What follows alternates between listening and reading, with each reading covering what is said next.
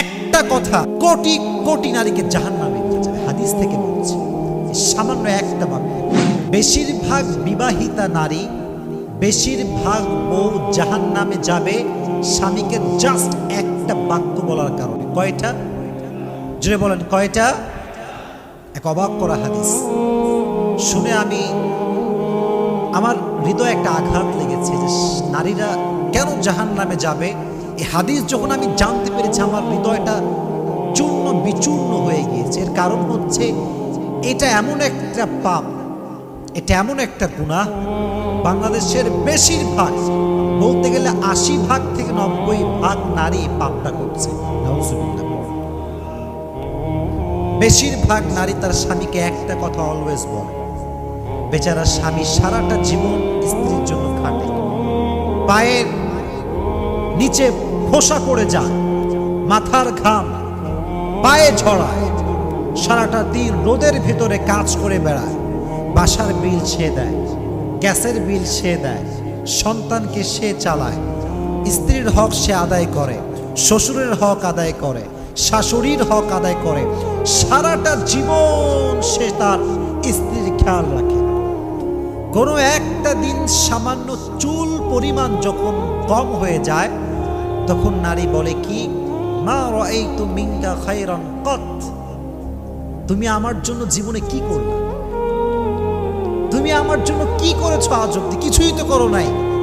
অমুকের স্বামী অমুককে ওইটা দিয়েছে, অমুকের স্বামী তার শাশুড়িকে ওইটা দিয়েছে, তুমি আমার মাকে কি দিয়েছো?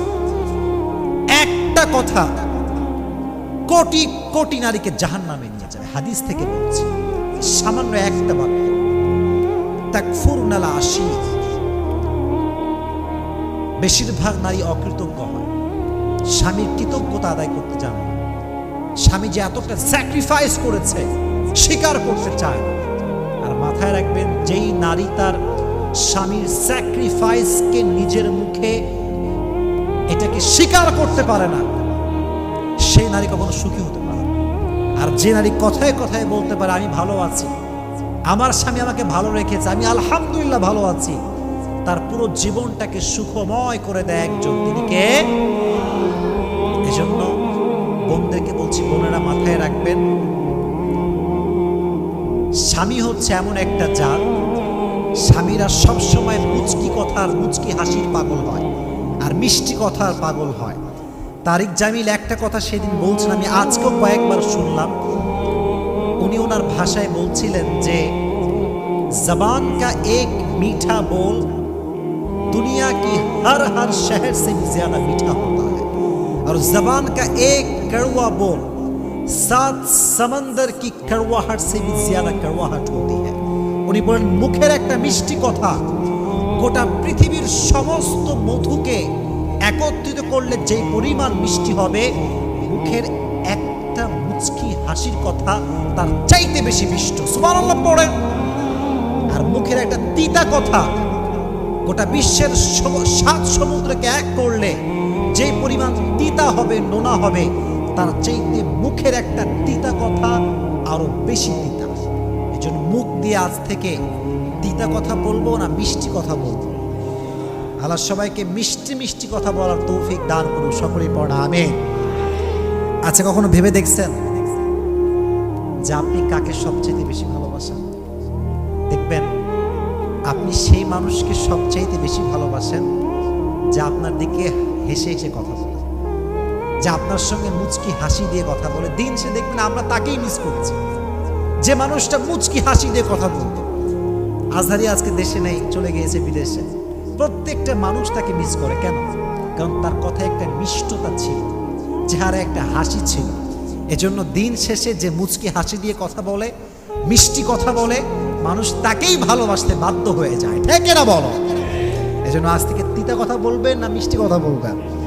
একটা হাদিস বলি, উম্মে সালমা রাদিয়াল্লাহু তাআলা আনহু থেকে বর্ণিত, নবীজি বলেছেন, যদি কোনো মেয়ে এই অবস্থায় মারা যায়, এদিকে তাকাও, যদি কোনো মেয়ে এই অবস্থায় মারা যায় যে তার স্বামী তার উপরে সন্তুষ্ট ছিল, আল্লাহর জান্নাত তার জন্য ওয়াজিব হয়ে যাবে।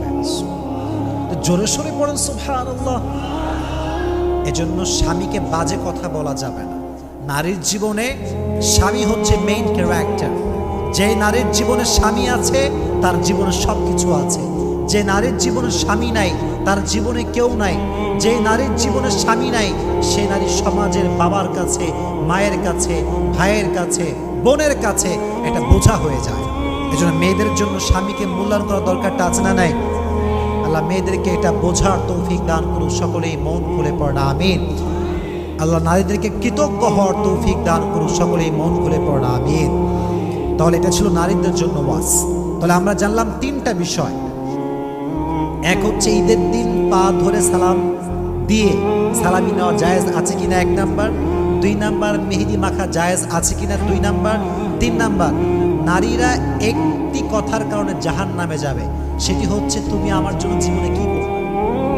এই জন্য যেই তোমরা আমার কথা শুনছেন মাইক থেকে, কলোনির ভেতর থেকে, সবাইকে আমি বলছি স্বামীর কাছে কৃতজ্ঞ হবেন, কৃতজ্ঞতা আদায় করবেন। আল্লাহ বোনদেরকে এই তৌফিক দান করুন, সকলেই পড়া আমিন।